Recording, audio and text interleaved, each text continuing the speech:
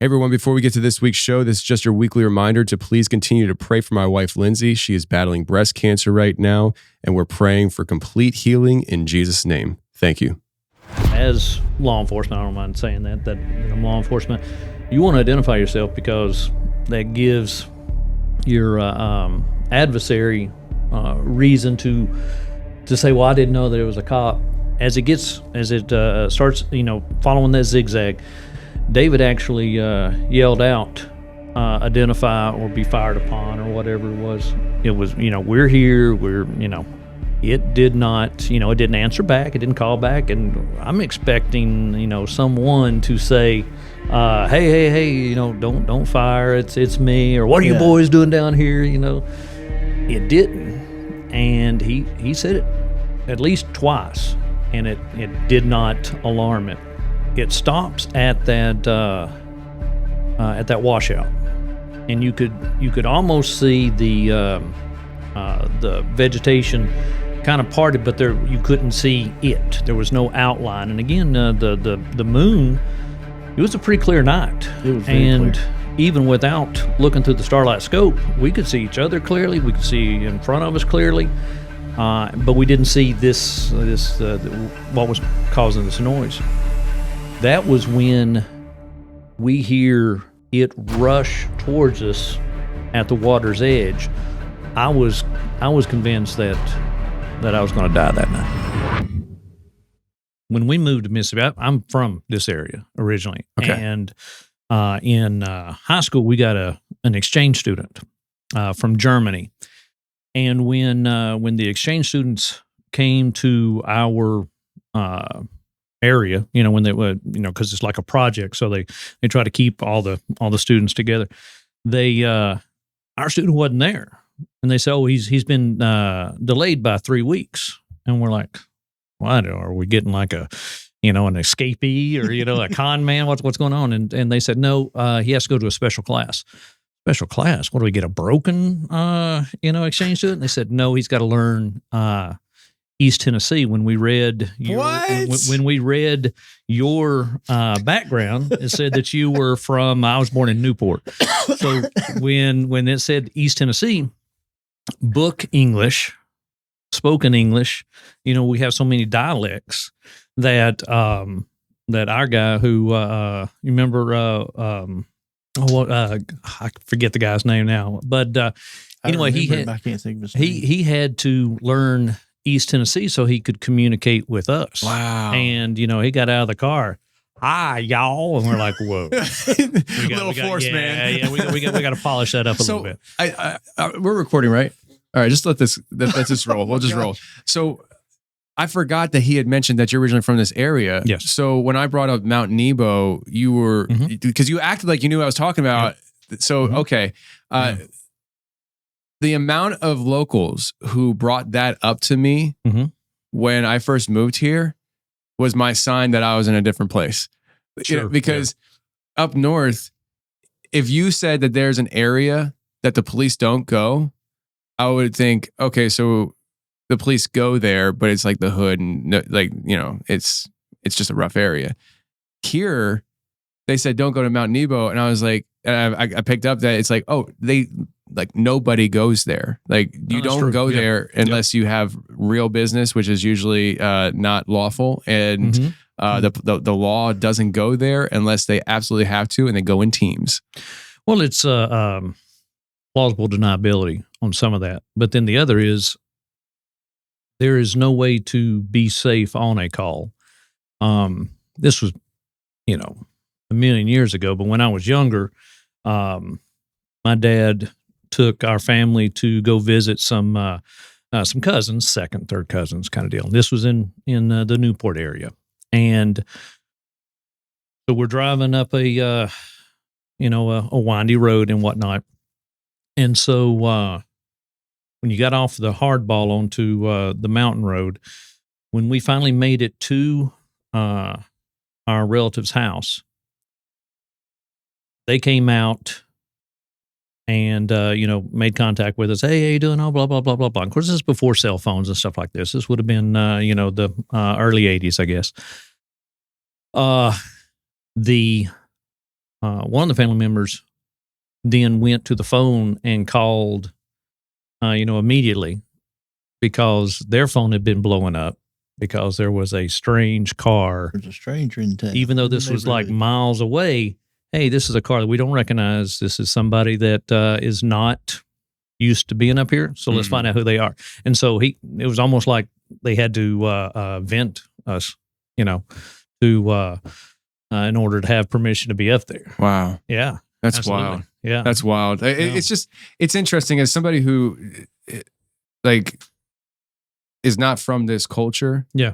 It was really interesting to learn the different culture. And I know when we moved here, it was during the height of people bailing on different states and coming to places like this. And so there was a lot of people, you've seen it, like this area's grown so much since you were a kid, right? Yeah. And we heard a lot of people say, just leave your politics where it's at or whatever. And one, I told people, I was like, I'm more conservative than you. I can guarantee you that. So sure, but I came here with the understanding that I was going into a new culture. Didn't understand how new and different, but I was ready to adapt and become part of that culture. And I'll tell you, the biggest and hardest thing for me to change moving here was not anything you're thinking. I love everything about living here. The only thing that I didn't like is that when I first moved here, where we bought our house, there's not a gas station within 15 minutes of my house. And I was like, yeah, I was so used to having, in Pennsylvania where I lived, I had 3 gas stations within a half mile, at least 3 gas stations. And I could just say, hey, I'm going to go down to the Wawa, which is like the gas station. And but here it's like, sometimes I'll see I need gas and I'm like, I was waiting until I'm passing by a gas station again. He would love the Natchez Trace then, wouldn't he? Yeah, he would. Yeah. At the time, there were like only 2 gas stations from about outside Nashville, From way Natchez, past Kosciuszko. From Natchez to Nashville, the only station on the trace was Little Mountain. Yeah. Yeah. And it's closed now. Yeah.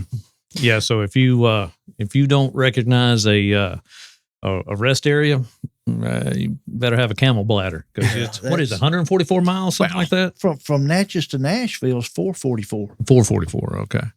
I mean, I'm a former trucker, so I'm used to multitasking and peeing in a bottle while you're driving down the highway. Yeah, and you got to on the trace, don't you? If you notice, there are dump sites too, that are frequent places where, like, you'll go down a road where there's a business or something and trucks are going in and out all the time, and you'll hit like a certain curve and you look over and there's just all these yellow bottles in the grass and like truckers just throw the bottle. It's just like, whatever. Yeah. I never did that. No.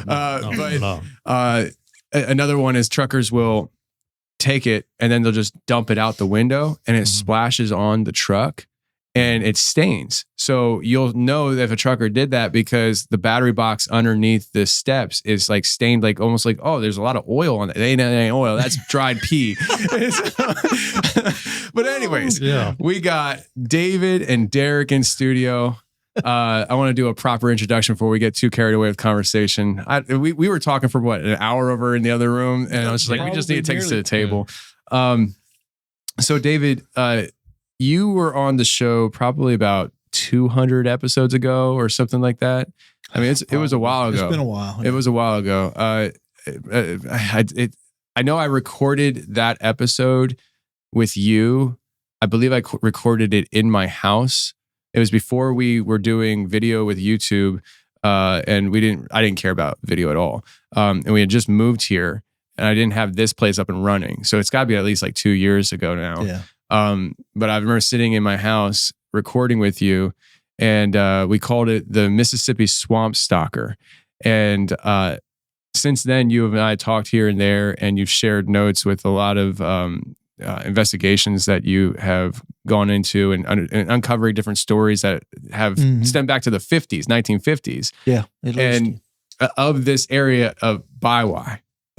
Is that the town, or I saw Biwai Canal in the notes? It's a community. Okay. It's not an incorporated town. As a matter of fact, it has maybe one gas station. Oh, my nightmare. Years ago, it had, you'd hate it. years ago, it had a school. It had a school? I mean, it's very rural, extremely rural. I got you. I brought a map. I'll show you. I'll show you a little bit here in a little while, maybe. But yeah, it's extremely rural. I mean, state of Mississippi is rural in general. Yeah. The deer outnumber the people probably 2-1. Wow.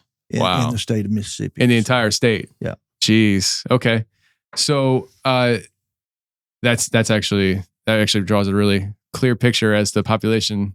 So with this though, from what I understand, the way the logistics are, that's not the right word. I guess the way the landscape is laid out, the Biwa Canal goes through an area that has a lot of swamps and forest. Is that right? Originally, it was just an old creek run and swampy area, and they dredged that canal to drain the land for farming. Okay. But it still left in some of the areas where the old slough run was, a lot of standing water and swampy area. You know, like I said before, I think Louisiana fellow would call us crazy for calling it a swamp. You know, but it falls short of it's a swamp. Yeah. But definitely a creepy place to be after dark. That's what I hear, and it makes sense. I was trying to look at it because I saw the list of people's experiences that you had sent over, right? And if I remember correctly, you actually mailed me a handwritten list at one point. I may have. I think it was on yellow legal paper. I have it somewhere. I remember that. You're so high tech. Yeah. Wait, the stuff I have now is actually, sent to me digitally, which is good job. You've been changing. I had changing your ways. Working up for me. That's why we got kids. Right? Yeah.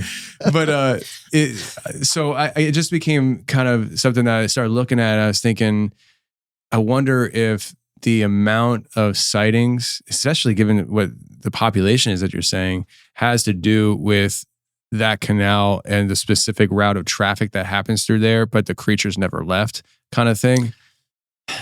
I don't know. There's not as many sightings, it seems like, as recently, but there's still some things that happen.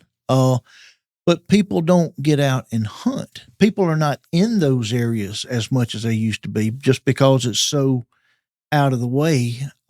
Probably, I'd say less than 10% of Mississippi population hunt now. So there's just not that much traffic in there either. And you'll see on that map that there's another creek, that tributary that comes up, and then you got the Big Black River. It's not much bigger than the canal where it's at, but it's the headwaters of the Big Black River. Between those two bodies of water, and between the Biwa and what they call the Middle Biwa, which is just another little short canal they dug to drain that land for farming, is where, what would you say, Derek? Be 2.5, maybe 2.5 mile radius. Yeah. Of probably 25 out of the 33. I think it's 33 sightings or encounters that we have there. Jeez. Is within a 2.5 mile radius. And that's our focus for the day. Holy cow. So what I want to do right now is, I know we did this story with you remotely, but I just think the conversations are better when they're in person. And the opportunity to have both you guys in studio who both went through this situation together, I think it offers a new perspective for the listening audience and the viewing audience to hear this story. And some of them, many of them may never have heard it before because it's so long ago, and there's a new audience. So I think it'd be good for them to hear the story, and then we can dive into the other things that have been uncovered since this initial experience. And I will preface it with, I don't remember exactly how I felt recording with you, but I get the sense that the jury's still out on if it was a Dogman, because I remember talking to you and I feel like I was trying at the time if I felt like I was forcing a square peg into a round hole. And that's why I didn't want to do anything Dogman in the title, because I was like, I don't know exactly what it was, but I got the sense that you weren't totally willing to say that, yeah, you believed it was a Dogman versus anything else. That might be my interpretation, though. Considering the fact that we know of actually laid eyes on it, as a determining visual, I don't know what to make of it. I can tell you, and me and Derek has talked about this, I can tell you what it wasn't up to 100%, certainty, but I can't tell you what it was. Okay. I know for a fact it was not a human being at all. And we laid on a beaver hut in the middle of a swamp discussing that night, side by side. I'm pointing one way, he's pointing the other. And we're trying to go through we're eliminating things while we're waiting for whatever this thing is to make its move. But let's actually just start from the beginning. Yeah. So because I don't want to grab details from that night out of order. So I don't care how this unfolds. I don't care who talks first and who talks when and all that stuff. But let's start off with laying the groundwork. What were you doing? What time of day it was, and how did it all kind of start unfolding for you guys? Sure. Statute of limitations probably run out a long time ago on this. So everything we were doing was not within public policy, I would say. So we were out of high school. What was it? 1994, it was 95? 95, because I was 2 months out of the Marine Corps. So in our rural area, there's not a lot to do. Like you said, one gas station, in that area. So if you don't want to go to bed at 9 o'clock, it's ride around and, shoot snakes in the canal and, things like that. And we're talking about at night. And I know that that's not a safe thing. I'm not. Who cares? It's fun. Okay. All right. Good. Well, so one of the things that Dink, David, that's his nickname. Dink. Dink. Oh, I have absolutely. since outgrown that nickname. Okay. No, he has noted. Not. Never. Dink and I we called it coyote hunting, but we were not good at it. It was an excuse to go and do something that would, to sum it up, whenever we would leave the house, all my other friends, when we would go to go do whatever, Mom and Dad would say, okay, have a good time. But when Dink's little white truck would pull in the driveway, Mom would say, be careful. Because she knew that it was a different level. It was a different tier of activity. You didn't tell me there was that friend going. Yeah, exactly. Yeah. No, he was. You stayed probably as much time at my house as you did your house. Just about. So we were coyote hunting. Yeah. I won't do the little quotations in the air, but that's and so. So let me just get straight. You go coyote hunting with the agenda of let's let the night evolve into whatever. That is correct. Oh, gotcha. Yes. Okay. If we killed coyotes along the way. So the mission is coyotes if you see it, but we're going to find other things to do as well. We're going to be very demonstrative in it to we camouflage our face, camouflage our, we're wearing camouflage, and we have more artillery than what you're going to see on, the hunting channel. It's not going to be a bolt action rifle. Yeah. Countries. Yeah. In fact, I had your Mossberg. I think I had a shotgun. You had my 590. Yeah. And you had an AR-15. You had an AR-15. I had your Beretta 9 strapped to me, and you had your trusty Rusty Colt 45. That's right. And a knife. We always carry a knife with us.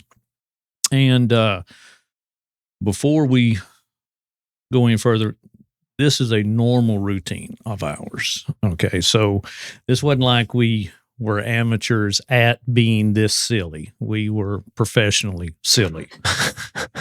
We snake hunt like that. where we would, in fact, I would say our favorite pastime was to get about waist deep in these canals, in these stiller waters, and we would shoot the cottonmouths that are hanging out on limbs, and that's what we did for fun. And we made 10, 12 snakes, poisonous snakes. And people didn't mind that at all. No, they appreciated that a lot. So this was something we did often, and it's something we did very well, I would say, wouldn't you? Was pretty successful with it. So this was just another flavor of the same thing. So we'd gone coyote hunting before, like over the landfills and stuff like that.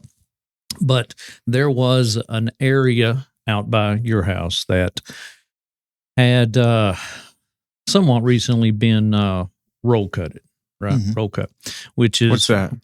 Clear cut. Clear cut. Gotcha. And with the that whole area, one of the major money makers, I guess, is planting trees and whatnot, mm-hmm. planting pine trees. So when you clear cut, you prep it and come back and replant. They go through and they turn into like a moon landing. It's just barren. But before it gets to that, where you're able to plant the trees, they go in and they cut everything. And the only thing that is left standing is briars and stuff like that. And timber companies go in and get the trees of choice and take them out. But they leave what we call trash trees. Unmarketable and the tree tops, because that's not going to go to a lumber yard, So David had told me about a particular place not far from his house. And we thought that we had covered all of our logistical avenues. He said that he would contact the game warden and let him know that we were going to be out at night. So if you hear a bunch of shots, it's not somebody out doing something horrible or poaching deer. Yeah, that was their biggest concern, was people poaching deer. How does the game warden know if it's you or somebody else then? Well, that's what I would usually do. And I had a cousin that was a game warden, so I'd call him up and I said, "Hey, me and Derek, we're going to go out coyote hunting at, say, Crow Crossing." He says, "I'm using an AR-15. He's going to have a 12 gauge. So if anybody comes along, hears us shooting." Or sees us walking down the road looking like we just stepped out of Vietnam. Yeah. It's the boys again. Yeah, but they're used to seeing us like that. If they called, says, there's some shooting down at Crow Crossing, they know it's us. Okay. But the problem was they didn't want, you could hunt coyotes at night legally, but you had to use a rimfire or bird shot. Okay. We were packing the heavy heat, so that's why we always wanted to let them know ahead of time and say, "Look, we're not out there poaching deer. We're not, because, if you're out there poaching deer with a 30-06 or buckshot, game warden rolls up and says, "Oh, we're just coyote hunting." Yeah, sure you are. Right. But that was the whole thing there. Okay. Plus, you knew everybody around there, and so you didn't want to make enemies of your neighbors and whatnot. So, so he was gonna call and give us our umbrella of protection. That didn't happen. I dropped the ball. You did drop the ball, and we had in this. I guess it started. I think it was in Columbus, Woods and Waters, I think, which I don't even think is in business anymore. But I don't think so. That's where we bought the Coyote call, because this was going to up our game. Okay. Up until then, we had just hoped to see one. Yeah. But we purchased a mouth call, a little diaphragm call. And I went on to work that day. Dink was at the house and he was practicing with this call. And he would call me periodically throughout the day and tell me how good he was getting with this call. And it got a little taxing, hearing a coyote call through the phone, but he's like, how's this sound? It's piercing my ear, and I'm like, yeah, that's good. They'll be able to hear that, 100 miles away. So David been working on that, and I got off work. I don't know. It was dark. It was February. It was late. You was working like a split shift. Yeah. So it's like 10 o'clock. And so I was working at a drug and alcohol rehabilitation center for adolescents. And the reason I put that out there is because that'll give us some intel later on when we start trying to figure out what this was. But anyway, so we get to so I drive out to his place, and I'm camoed up, he's camoed up, we're excited, we're ready to rock. And it's February. It is it's not quite a full moon, but it's a heavy moon. It's bright. You can There's see not pretty a cloud good. in the sky. You had a Starlight scope on your AR, and I don't even think we took a flashlight because you don't want to illuminate anything and scare away. It was so bright. We had the Starlight scope. There's really no need. You have to be on your A game in order to even see a Coyote, unless you see it by chance. They're heightened senses. Very skittish. Yeah, absolutely, absolutely. So so we parked the truck a mile or so, At least a mile. yeah, and so we go walking down the road just to find a good spot to hold up in and give David a chance to get on that Coyote call and produce the magic. And man, I could just envision we were going to slay them. I mean, they were just going to come out from everywhere, and we were going to go back with no ammo left. That was my envision, because he had worked so hard on getting this call down, and been looking forward to it all day. And so we're walking down a gravel road, pea gravel road, and we start walking towards the Biwa Bottom, Crows Crossing, right? Mm-hmm. And there is a bridge that is at the bottom of this road, and we're coming in. So there's it's not a steep grade at all. It's a low grade. But as we're walking down, we start thinking, we need to try to get an advantage point. We need to try to get high ground so that we can see the Coyotes. And our best route would be if they're coming through this cutover, right? So we found an embankment that led to a rise, maybe 12 feet, counting the ditch. Probably, yeah. Yeah.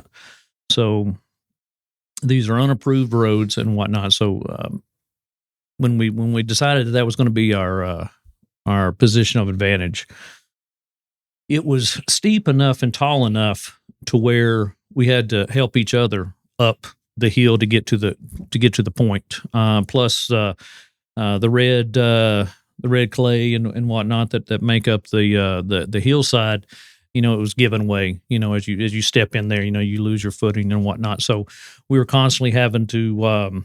One would hold the long guns, and then we'd assist each other by hand to get up there. It was kind of a struggle to get up there. And we get in position, and we set for pretty good while, not making any noise at all, trying to let the woods quieten down. And okay, Dave, it's time.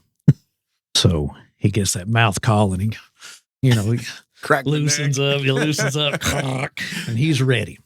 And so I think he did it from a standing position, just so that you could, call out in His Majesty. And Dink gets on this call. And remember, he'd been practicing all day.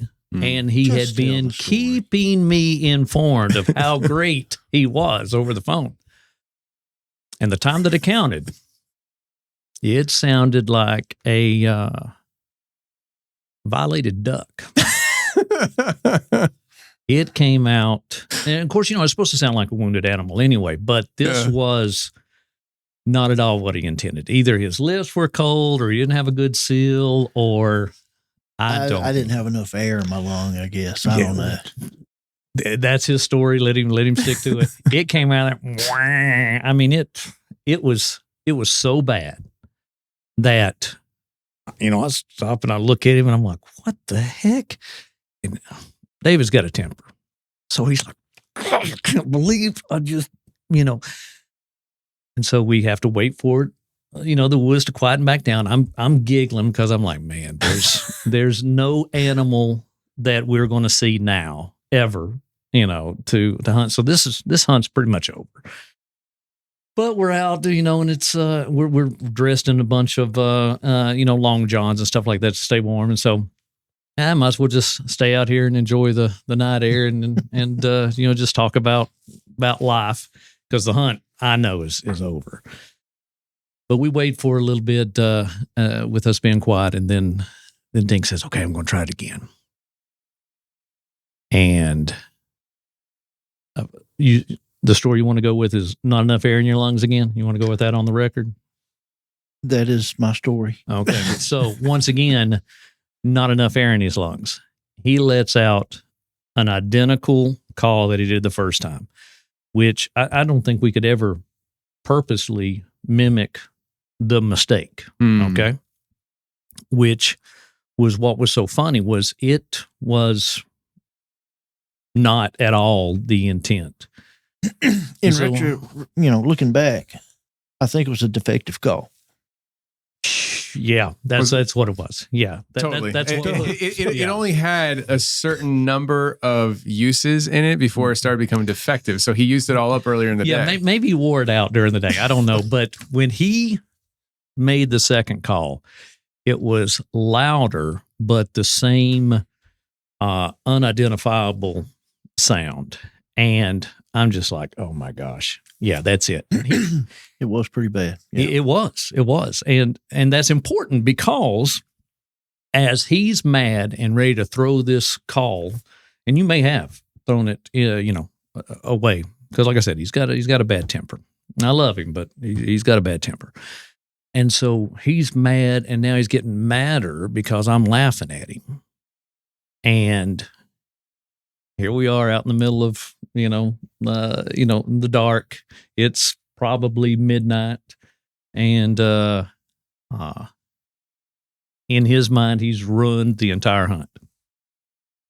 And within a few seconds, not quite a minute, I would say, of him making that second strange sound, that strange call, we hear to my memory, the exact same call calling back to it. And it sounded like it was really far off. But the fact that David didn't sound like anything in Mississippi woods, and for that to call back, and him already mad and already ready to whoop my tail for laughing at him, it startled us, We're like, what the heck? And so our first thought was, somebody else is out here, maybe a coon hunter or something, and, far off in the woods. And is he mocking us? Is this guy making fun of the fact that we screwed up the hunt? And so now David's really getting mad. And so David says, you know what? I hope he comes up here. And I'm like, oh man, I'm going to have to explain this one. And, I'm going to talk your way out of this one. Man. Yeah. And so, it makes that call back. And I don't remember it making another call. Maybe it did. I don't think it made another call, but it started like walking, what sounded like walking straight for us. And we're talking about probably more than 300 meters away. It was pretty good. It was about 300. Yeah. It was across the road, across the cutover on that side of the road, and into the tree line. So if we're facing, we're on Still a the little too right-hand close, side. Yeah, we're on the right-hand side of the road, and we're on top of the hill. And so this is across the road and into the woods past that cutover. And after it made that crazy sound back to us, we hear it walking, which is one of the reasons David's like, I hope he comes up here. Because I'm going to show him that anybody can make a mistake. He's not ever going to be able to make a call again. And if this was, are you regretting bringing him? Full disclosure. I love it personally. So as this starts walking, it walks straight out to the road, and because this had been rolled cut, and there are treetops, there are trees that are down, there's a lot of debris on the ground. As it's walking, it does not, and I say it because, unknown what it is. It did not care what it was stepping on or stepping through.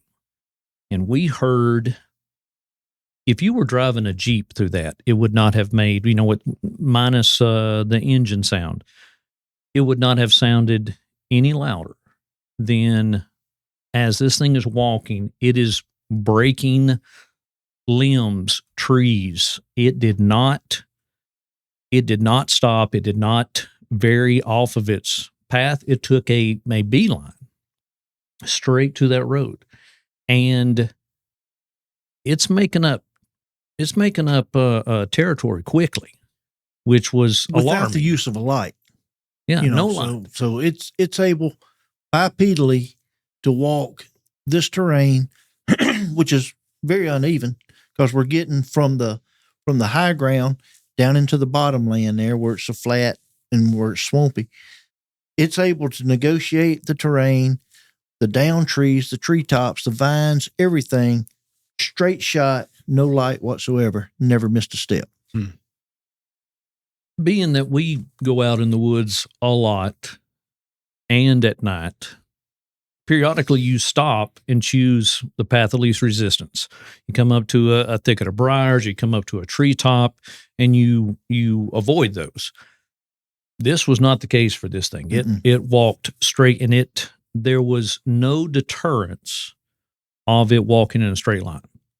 And it is making a lot of noise as it walks. And it is covering a lot of ground very quickly, which was, we shortly into it moving, we sort of realized that this was not another hunter that was coming to make fun of us. And so, but at the same time, we also realized, it's bipedal. So what else could it be? It was a very strange time in our thought process at this moment. Yeah, because there was I didn't have any prior incidences in this area to think it would be anything other than the game warden that didn't get called. Thanks again for that. And or another hunter. I was convinced that it was a human because of the distinctive foot sounds as opposed to the multiple sounds of hooves or any type of animal. And it walks across that cutover, and David takes his Starlight scope. Now this is 1995, and so we didn't have the technology that we have today. And so a Starlight scope, are you familiar with it? I'm not. This is an older model, probably a third generation AN-PVS-4 Starlight scope. It's a government issue, but it was liberated from the Saudi Arabian government during the Gulf War. Because they didn't need it. They wouldn't fight in the war. Americans needed it. So That's where we come across it. You know, it was acquired through those means. But it was a military grade Starlight scope. You've seen the scopes that it kind of turns the night to day, but it has that green tint to it. It's grainy. It's grainy. It's grainy. It was old technology, but it would just amplify ambient light, whether you had moonlight, starlight, or whatever. That's why it's called Starlight scope. But it would amplify that.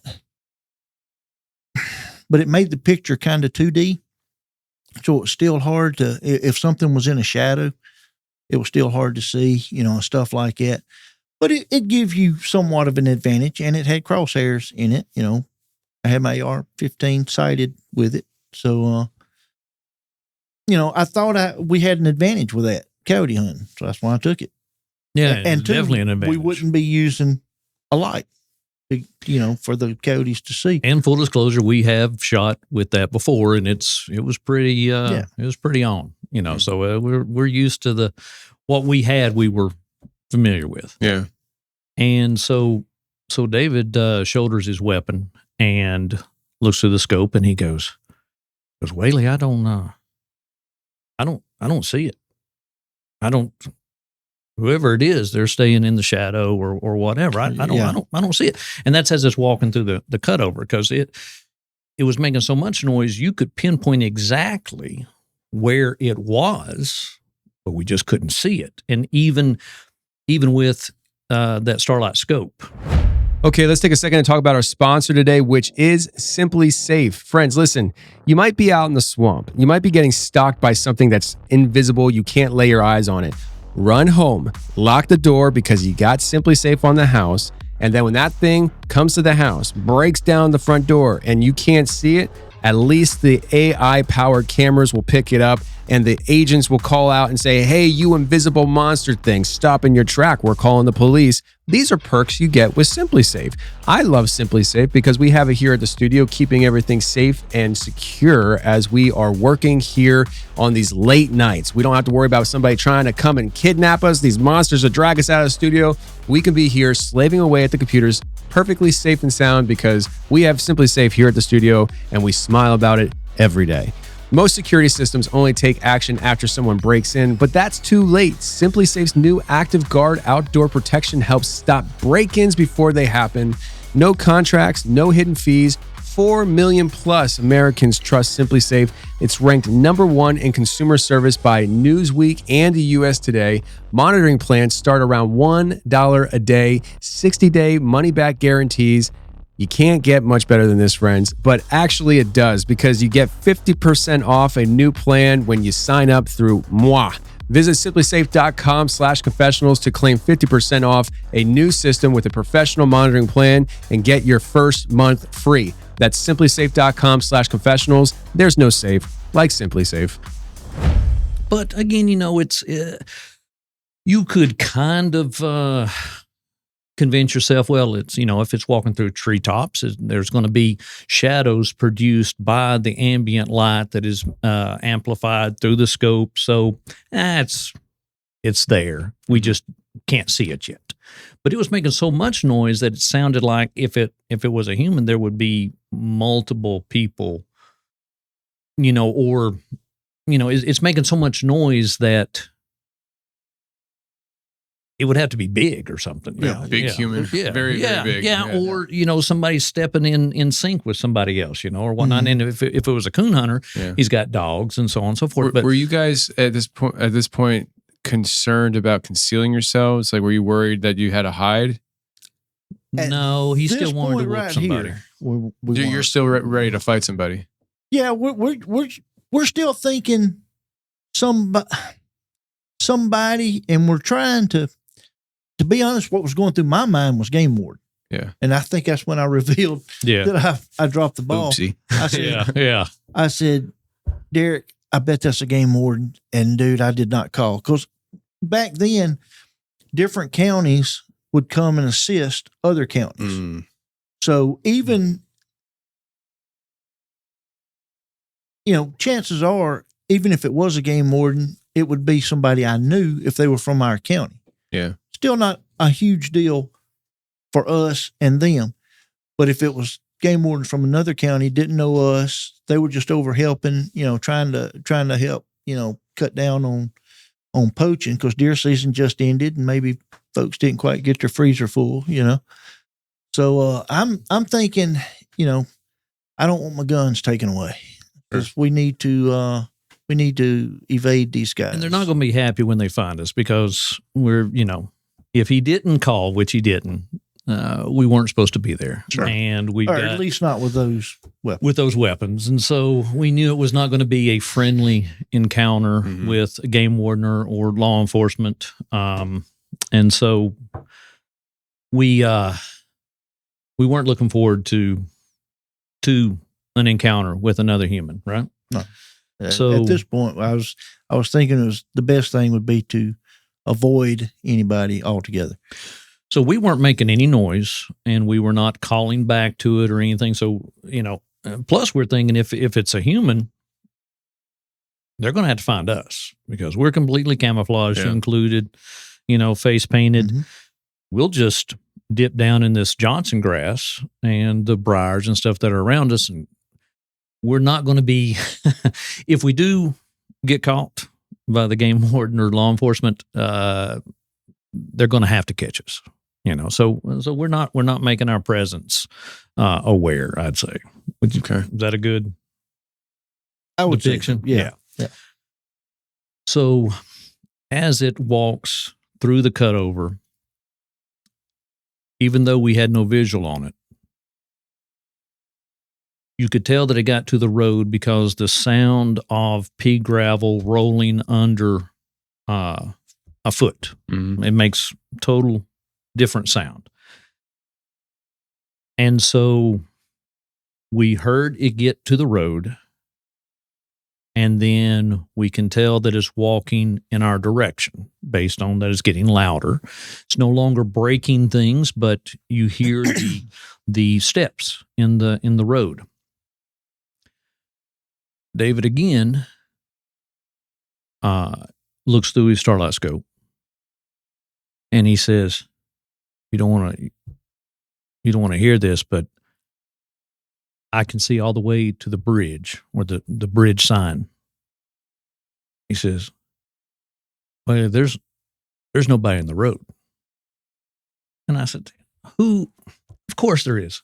"No, I'm telling you, there's nobody."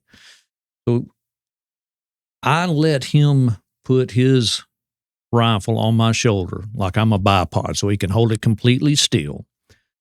And he says, I'm telling you, I can see all the way down to the bridge, and there's nobody in the road, although we're hearing the constant steps as it's walking towards us. And I'm like, "What do you mean you don't see anybody?"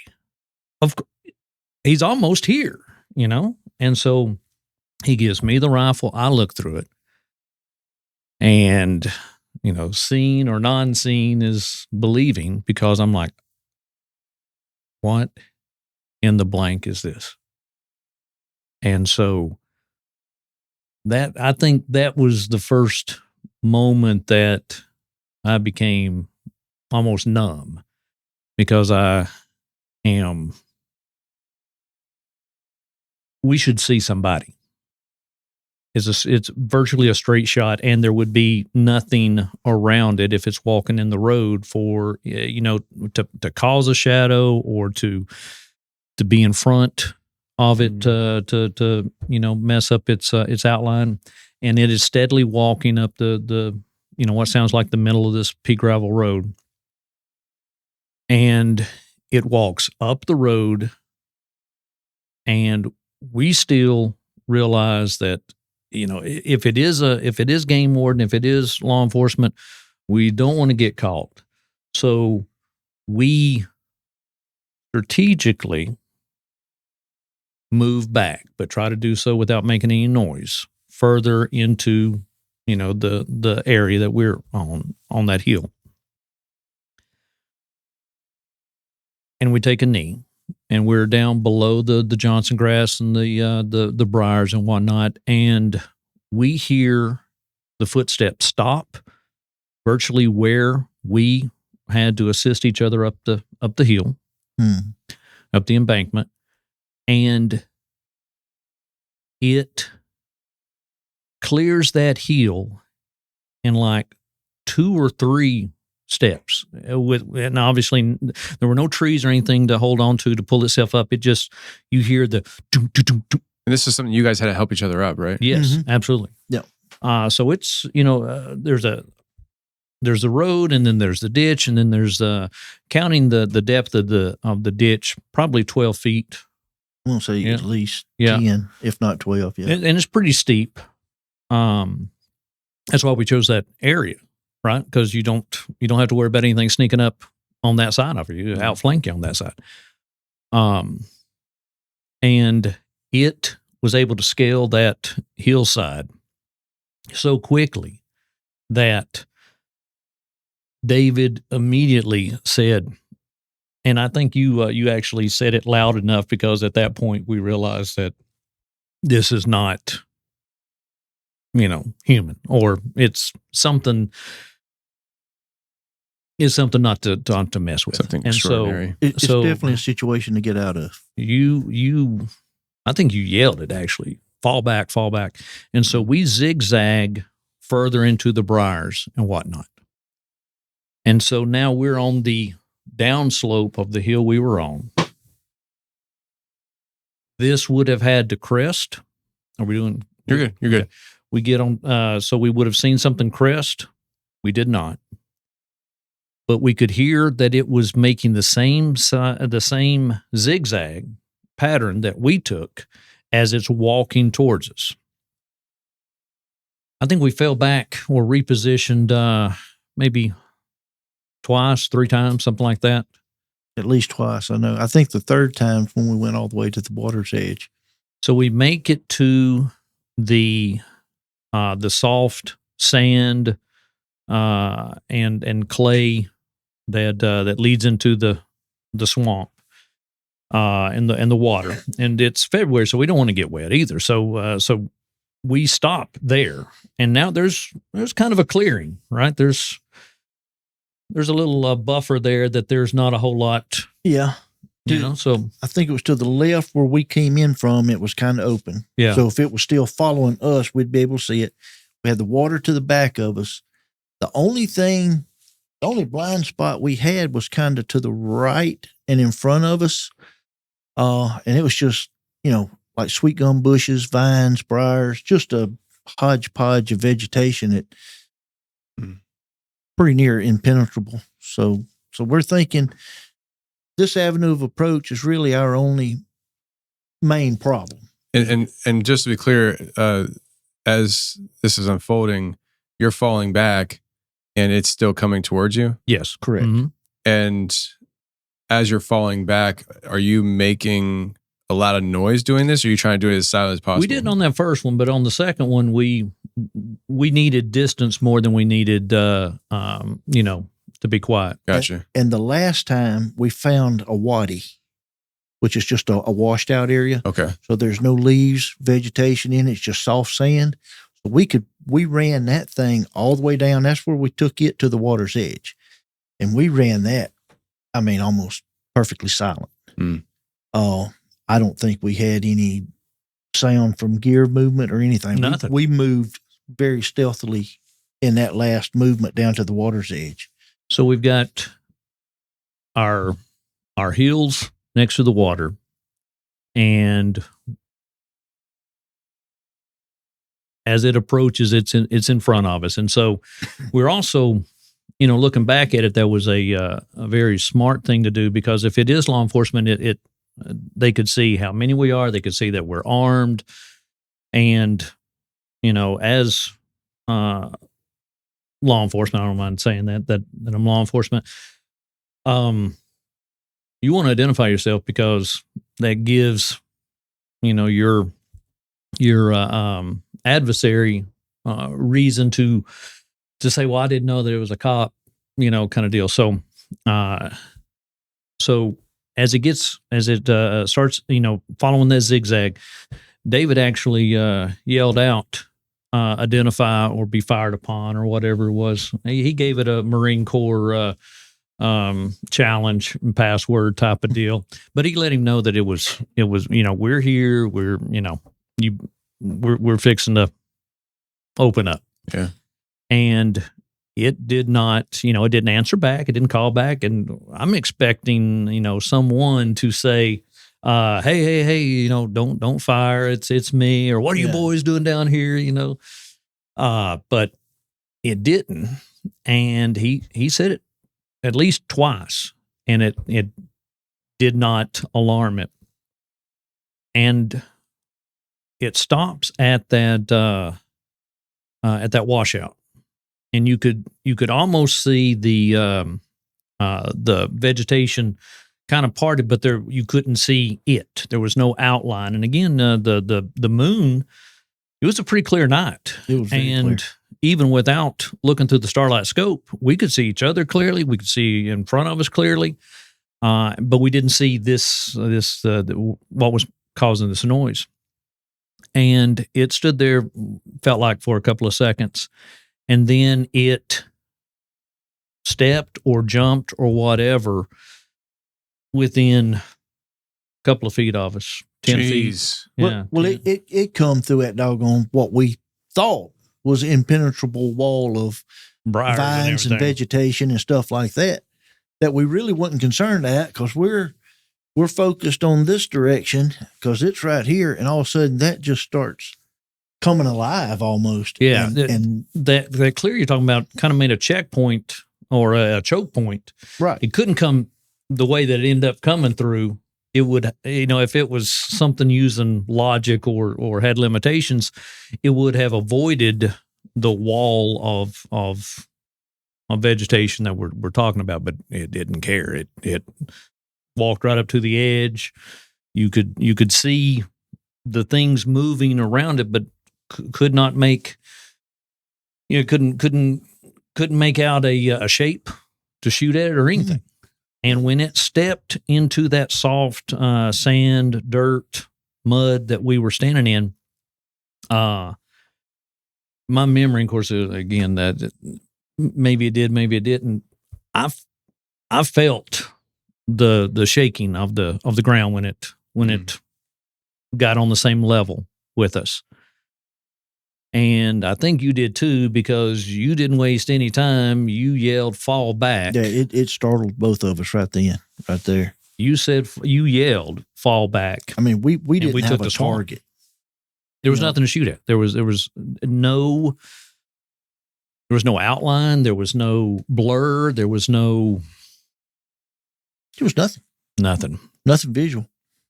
So we hit the water, because that was, unfortunately, good or bad, that's what we had put behind us, was the water. And so we rush into the water. We're about knee deep. And he's about 4 steps ahead of me. And I center a limb that's submerged in the water and had a fork in it, and it caught my knee, and I go, face first into the swamp. I go completely underwater. Where it's about 30 degrees. Yeah, exactly. He hears the big splash.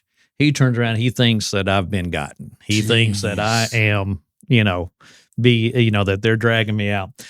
And so, and I'm moving so quickly, and our clothes are absorbing all the water and whatnot.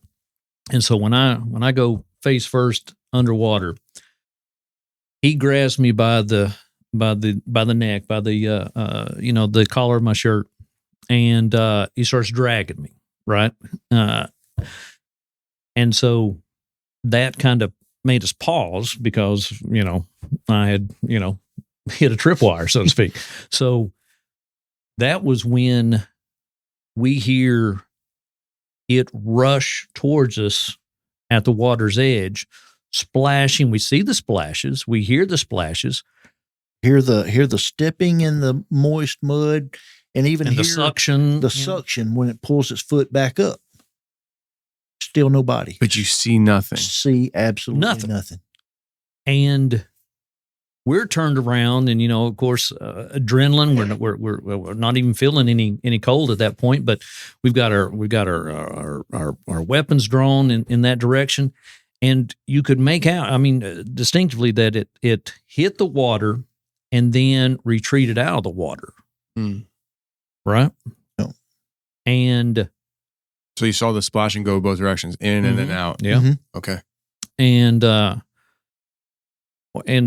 hearing it more than actually seeing the splashes, but we're standing still, and we have it's still water. It's a swamp, so there's some ripples that we had caused, but then there's also waves and whatnot of where it rushed into the water and is causing the disturbance of the water from its position. Sure. And then as it retreats out of the water, and so we start moving down the water a little bit.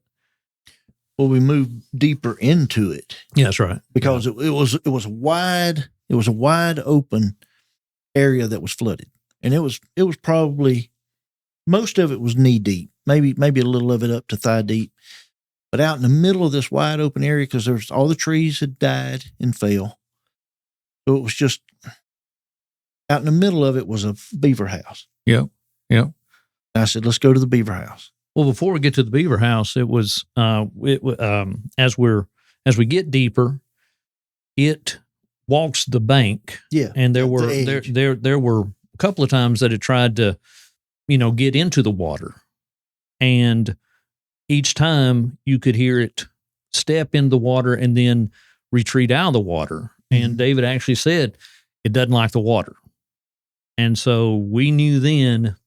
The water's our friend. Yeah, that's the safest place for us. So, unfortunately, in February, we're like, well, I guess we got to stay in the water. Yeah. Wow. So, as we move on down the canal, this thing gets highly irritated at the fact that it can't get to us, and that it does not want to get wet for whatever reason. Did not want to get. For whatever reason, it was not willing to walk into the water. And that's when it got extremely irritated, and limbs on trees start breaking. We hear small trees getting uprooted, or at least that's what it sounded like. Things being chunked into the water, Yep. Rocks, limbs. You could hear it pacing back and forth at the edge. Sometimes it would run, sometimes it would walk, like you see animals at the zoo. When they get impatient, and get curious, and it kept trying to probe into the water, but wouldn't commit into the water. But it is breaking a lot of. And I'm not talking about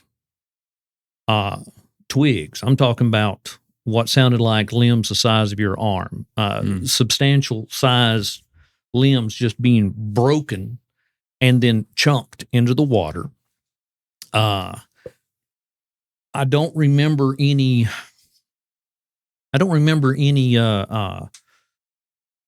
weird noises that it made, other than like a nasally.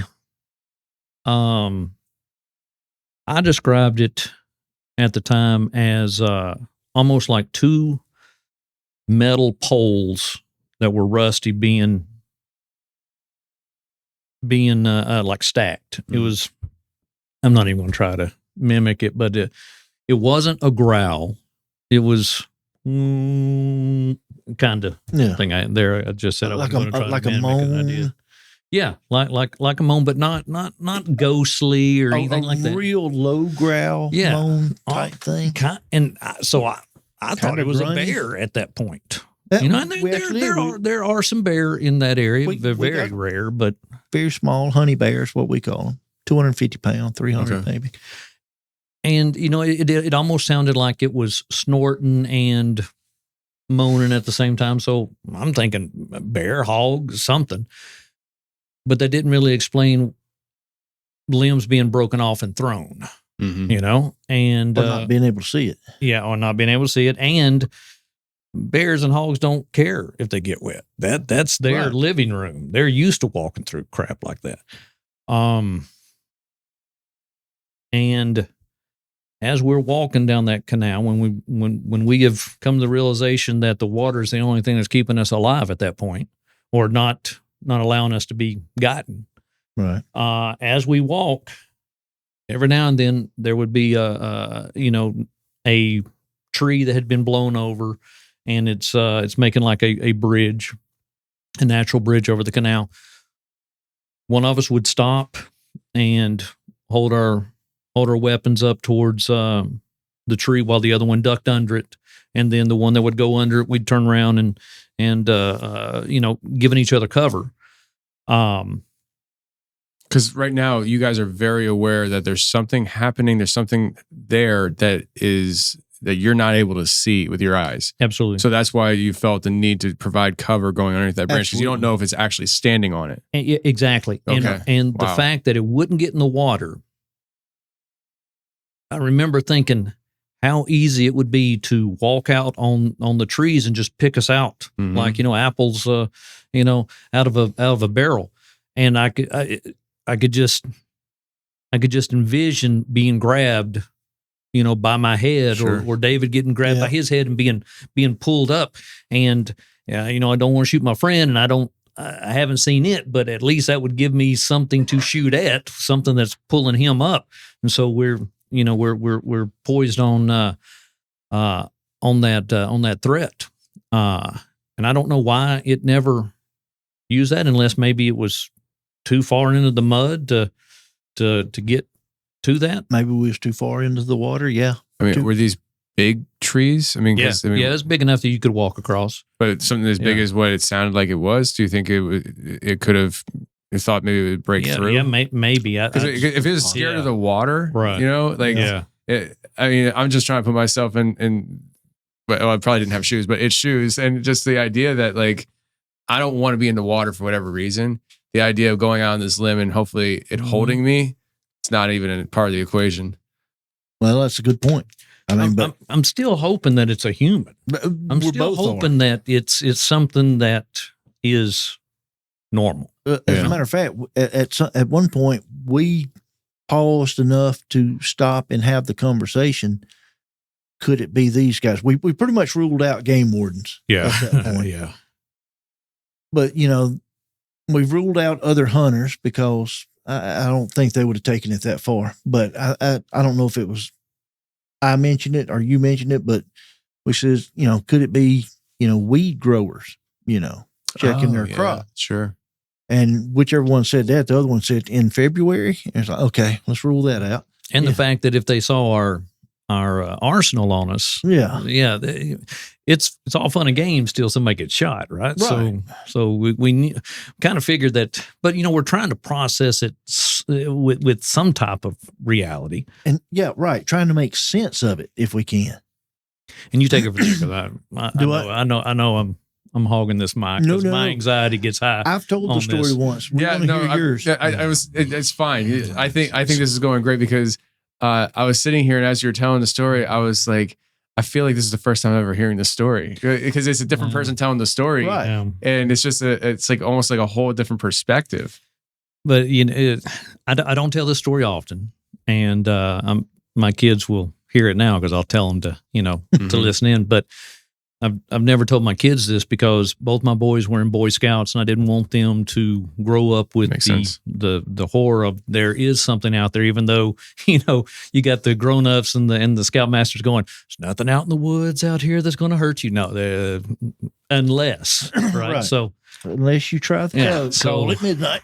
So anyway, so as we are navigating through the canal, and it's not a constant sound of limbs being broken, but as we continue on, you could hear it kind of keeping pace with us, and every now and then we were being very quiet and whispering and trying to, and of course, the canal is it's not a straight line, right? The creek It's not a. You're calling the old slough run. Yeah. It wasn't the canal itself, but that old slough run. A 10-4, yeah. Was the deeper part of that swamp we were in. Some of it, you'd get up to chest deep if you stepped off into the slough. In February. And so it seemed like when it would realize that we had gotten further away from it, you could hear it, I don't know, running or moving faster, and it would get ticked off that we were getting away from it. And then you'd hear the limbs again. You'd hear things being thrown. You'd hear that nasally, that sound again. But so it wasn't a constant breaking of things. And so that kind of gave us a problem, because a lot of times we didn't know exactly where it was. Yeah. And we hoped that it didn't know exactly where we were. We were just in the water. And so, we're trying to slip through, and so we finally get to, unless you have something to add on as we make it through the slough, now towards the beaver hut. Yeah. When we climbed up on the beaver hut, that's when we had our conversation about trying to figure out what it was. But we were just laying there, scanning the water, because the water, once we get out of the water and we're up on the hut, all the way around us, it's like a sheet of glass. Once the ripples go away, and I tell Derek, I say, you know what? If this joker does come in the water, and we can see the ripples, and two, there's nothing between, so we'll be able to see the ripples, we'll be able to see the splash, and we'll be able to see a direction and maybe figure something out here. Are you thinking fire? If we see it, if we have a confirmed target. Would in your mind, would a confirmed target be the ripples in the water then? Yeah. At this point, yes, I think so.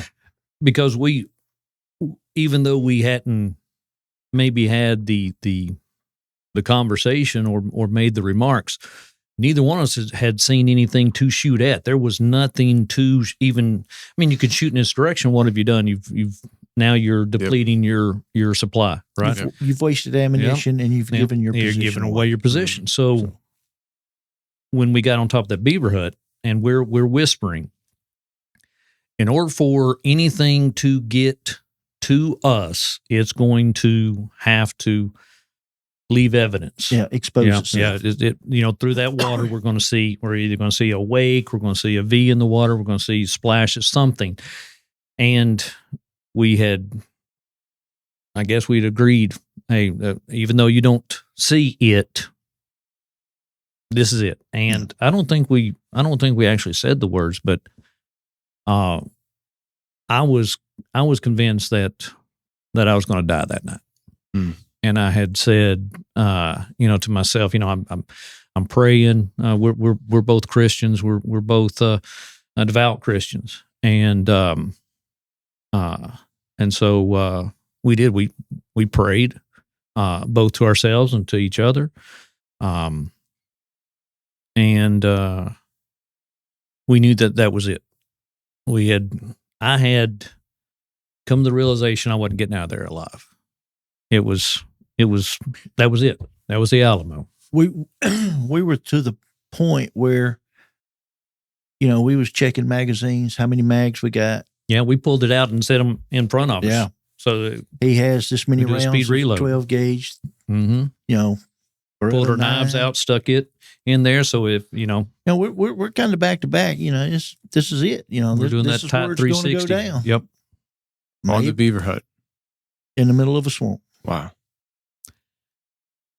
And I guess that's when the Coyote started coming in. Well, it had gotten quiet. It had gotten quiet. Okay, which was not a good thing, because now we don't know if it's changing its direction, what's going on. And far off in the distance, we hear a coyote howl. And I said over my shoulder to Dink, I said, great, now the coyotes are here. Because, if we had just seen them earlier in the night, we would have shot. We would have had a great hunt. We'd be back at his house, kicked back warm. Yeah. But now, after all this, the irony of the coyote howling. And so we hear a coyote howl off in the distance. And then we heard what sounded like another pack answering the coyote that was howling. Mm-hmm. So it was one coyote howling and then a pack responded? Yep. Okay. Yep. And then I think I'm right on this. We heard yet another pack from a different direction, which was unusual because now we're talking about, or it sounded like 3 different packs. Of course, they can disperse and whatnot. It might have been a huge pack, but and 2 coyotes can sound like 6 or 8. Oh yeah, just all their yipping because it'll change different the pitch. Different pitch, everything. But it's coming from like 3 different areas, like it's triangulating on our position, and they go to yipping, and they're getting closer. So they're coming into where we are. They're coming into the swamp, and we're like, what the crap is this? Yeah. What is going on now? Like, can it get any worse? Yeah. And we actually have visual on coyotes. Every now and again, we'll see a coyote. Darting across. Or catch some water splashing. We're seeing them little devils. But this massive thing that's after us, we can't see. And it's just further confounding everything we're trying to figure out here. But so you can hear the steps of the coyotes, and they're so close to us that you can hear them running, and then the when they go airborne over a down tree or they're clearing something, you hear the where they land and whatnot. We're like, oh crap, they're right up on us.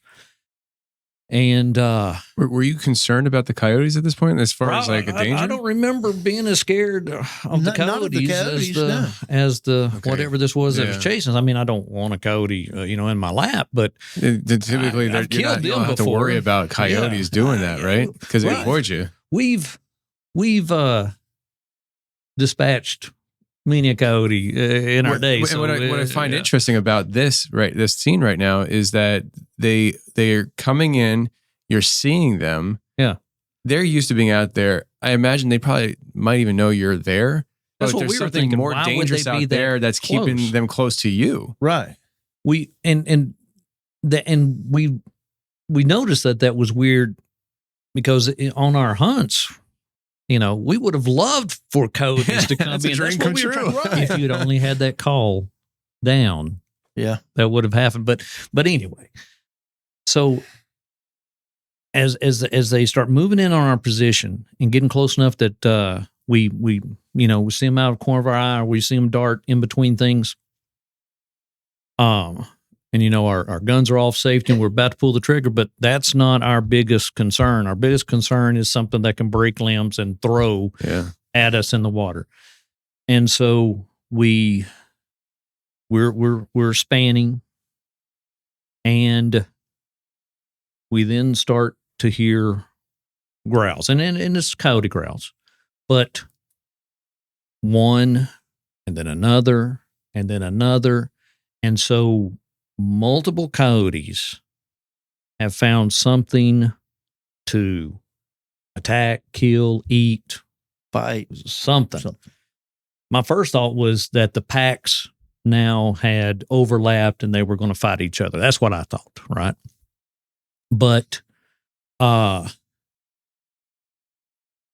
when the coyotes are growling, they're not yipping. They're no longer doing the yip. They're doing the defensive, aggressive growling. And then you hear what sounded like them kind of charging in on whatever they were growling at, right? And we have marveled over the fact that it sounded like you had a recording of the coyotes growling, and then you flip the power switch because it was like, "Arr!" There was no like, there was no tailing off. Tailing off. Yeah, that's a good word. There was no digression of the volume. It was a sudden stop of the sound of this first coyote. And then we hear another one growl and run in, and same thing. And we hear, go ahead and take it from there. Well, at the same time, when you hear the growling stop, you could get the final, like, which tells me that coyote's dead. It's going from attack mode to dead mode. Yeah. And then whatever it was attacking let loose a, tell me if I'm explaining this right, but it sounded like it started like a moany growl, but it was very, very deep, like a very large lung capacity. And it went into almost a roar. I don't even know if I can try it, but it was like a, like that. Yeah. And then this isn't a coyote. No. Yeah, But it was like, turning the lights off. You didn't hear another coyote after that. It's like they went in silent mode. And you could hear them running away. And got the heck out of Dodge. Yeah. We think at least 2 died that was killed, maybe more. Yeah. And I know I had a dumbfounded look on my face. Derek was looking at me like, what is going on here? Mm-hmm. And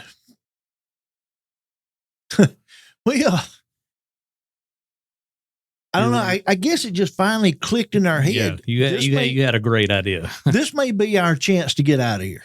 Because it's distracted, right? It's fighting it's distracted. coyotes. So I said, let's bust right through the middle. We've been taking it around the edge, kind of staying along the edge, letting it follow us to the backside. I said, let's cut straight through the middle. I know where the deep holes are. We can avoid that. We'll get out on that other side, and we'll get out of here while this thing's dealing with the coyotes, maybe. Well, we do that. We actually get out of the water on the other side. We make it up. We're heading up the hill, out of the cutover, kind of from where we came. And I don't know what made me think of this. I really don't know. We probably should have went back to the truck, but something told me. I think we were cut off from the truck. I think we may have been cut off. The angle was closer to the house. The angle, but something just said, let's walk home. We were, 2.5 miles from Mom and Daddy's? I said, let's get out of here. We get up out of the cutover. There's a small stretch of woods. Then we got up onto the road. And once we were on the road, was we on the road yet? Or maybe when we was going up, maybe to the edge of the tree line before you get to the road, we hear the same sound again, except this time it went from a grunty growl, howl into a scream. It was a long, drawn out thing. And it takes something and starts whooping on something. And it wasn't else. high pitched. It wasn't like a cougar or a panther. Because we've seen those before. Yeah, it was nothing like that. It was really, it had some serious lung capacity, and it was deep. When I say a scream, it's not like you'd think a woman scream or, like you said, a panther scream or a cougar. It was just a really drawn out, I guess we'd call it a holler. Yeah. When you get the holler chest. Yeah. And I looked at Derek and I said, I think he knows we're gone. Yeah. Just figured out that we're no longer there. But it gets, I don't know if it gets a stick or something and it starts beating on something else. And to me, it sounded like if you were whooping on a inverted fiberglass canoe Yeah. or something like that. It was that kind of sound. Almost like a hollow sound. Almost had a hollow sound to it. But there's a lot of cypress that go down out there in the swamp that hollow out, that get rotten out, and so it could have been that. I don't know, but it was beating on something and making this crazy screaming. I say, let's double time. Let's double time. So we start jogging down the road back toward Mom and Dad's. And there's a lady that lived in a hard corner. And she always kept 3 or 4, at least 3, if not 4, very large dogs. And this was a widow woman, extremely nice lady. But she always kept those very large dogs. I thought, maybe she's just didn't want anybody coming up. She lived out there by herself. In hindsight, maybe she had them for something else. Mm-hmm. But I said, Derek, these dogs, we coming up in the dark. We may have to negotiate with these rascals, We come running by her house. We never see them. As a matter of fact, we heard them. They were cowering under her house. Yeah. So they heard the yell too. Yeah.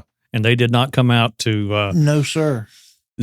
And, that might have been why we had parked at another place, because we didn't want to walk by that house and disturb the dogs in the first place. So the dogs were known to be like... Yeah, we knew the dogs. They were very aggressive. Wow. I mean, they didn't attack people, but they would protect her. Yeah. You never know when they decide, tonight's the night I'm going to go ahead and bite you. And I mean, I've had a dog that wandered off down there, and they took care of him. Really? Okay. But those dogs did not... They were not doing their job that night. They were not having any of that. And I wonder, we got back, it was probably another mile and a quarter from there on to Mom and Dad's house. But we got back, we got in some dry clothes, actually took a hot shower. He had to be back at work at 12? Did you work 12 to 10? 2 to 10? I don't remember. Yeah. Anyway, but you needed a couple hours of sleep at least. So we piled up in the floor. We piled up Mom and Dad's floor and got some sleep. Got up the next morning. And Derek said, man, I had the worst dream last night. I said, dude, if you dreamed that we just been chased through a swamp, or it was literally 5 hours. We got back to my mom and dad's house at 5:30, didn't we? Yeah. Yeah. So the sun was just coming up. We had been being pursued for at least 5.5 hours. Yeah. And I said, if you dreamed that, I had the same dream. He's like, crap. I was hoping that it was not real. But we've talked about this a lot since. We have spent hours. The internet was new back then. AOL, bing, bing, bing, Yeah. We now at the time we didn't know. We had no idea what that was. We had no idea. And so back to the fact that my job at the time was substance abuse treatment center, and so one of my responsibilities was interviewing new clients when they would come in, and there was an adolescent from the Choctaw Indian Reservation, mm-hmm. and so part of our intake was ask them questions like, what was your drug of choice? When did you use? What were your triggers? So that you could kind of personalize a treatment for them. And so, and it was just a generic question, but that we would ask, everybody. Like I said, I had a sheet that I read down. And one of the questions was, do you ever see things that other people don't? Do you ever talk to spirits and stuff like that? And we didn't have a whole lot of Native Americans that came to the treatment center unless they were court ordered, and that was the case here. And so that's a little different take because of their culture versus, just, somebody from, a regular neighborhood. And so when I asked that question, the kid said, well, yeah, that's what we do. We're Indians. And I was like, and I kind of felt, stupid about that. And I said, well, can you elaborate on that? So I'm going to write these things down. He talked about some of the, spirits of his ancestors and whatnot. And, that I guess that's to be expected in for him at that stage in his culture. And I said, have you experienced anything else? And that's when he said, well, except for, and I know I'm going to butcher this attempt at translation, but he said, a few times I've seen Nalosa Cheta. And I said, wait, what is that? And he says, well, Nalosa Cheta is big, hairy, black man. And I said, huh. And he goes, it's kind of like your Bigfoot, but that's not what we call it. And I said, well, what is that? And he goes, well, I guess it's kind of like the spirit of the woods. And I said, well, where were you when you saw it? And again, I'm going down the checklist. So where do you see that? How did you see it? Kind of deal. And he said, well, a couple of times when he was younger and hunting with his father or his grandfather, they came across this large thing. And his father and grandfather said, turn your back to it. Don't be scared. If you're scared, it will attack. Don't be scared. Turn away from it and let it walk away. That's like the exact opposite of what I want to do. Turn my back to it and don't be scared. Absolutely. Gotcha. And I'm going to leave a scent trail too. And so when he was saying that, I said, so how often have you seen that thing? And what does it do? And then he started talking about that, it it breaks off limbs. It'll try to scare you and whatnot. And it only comes after you when he thinks that, and it sounded like it was a tale of, the boogeyman, to keep kids in line and whatnot. But I said, now, Nalosa Cheta, that is interesting. And I immediately called David and I said, hey, this is something that we need to consider. But this was a couple of months afterwards. Yeah, it wasn't immediately after, but it was close enough to where, maybe there's something to that. And that's when we started thinking, well, maybe it's something that we could research. Right? Yeah. That's when we figured out that when he went back to work, he took me back to get my pickup. Mm-hmm. So I rearmed. I got something bigger and better. I picked up an M1A, which is basically a 308, 20 round mags. And, I really don't like being chased out of where, I've spent most of my childhood. Yeah. We'd been down there a lot of times. A lot of times. And never anything strange. I mean, sometimes strange, but nothing like this,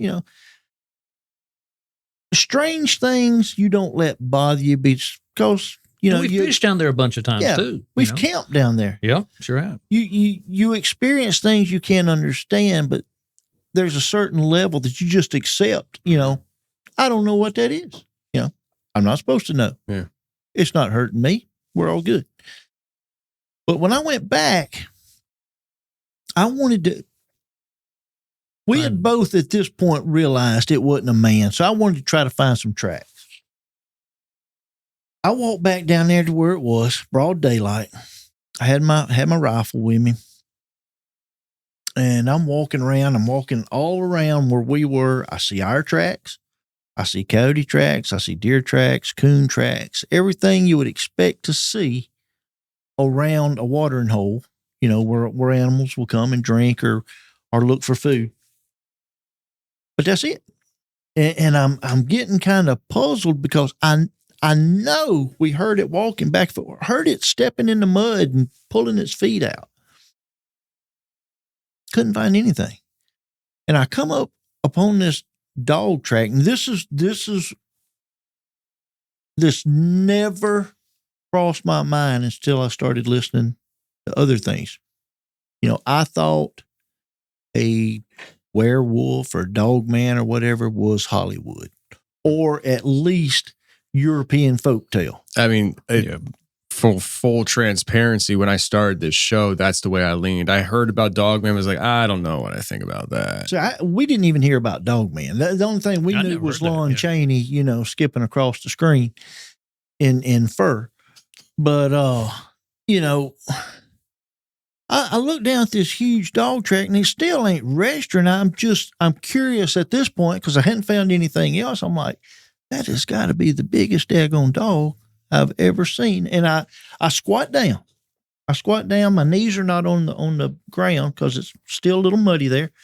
There's water in the track, still muddy. The mud hadn't settled out of the track yet. And I squat down, I lay my rifle across my lap, and I'm putting my hand down there to it.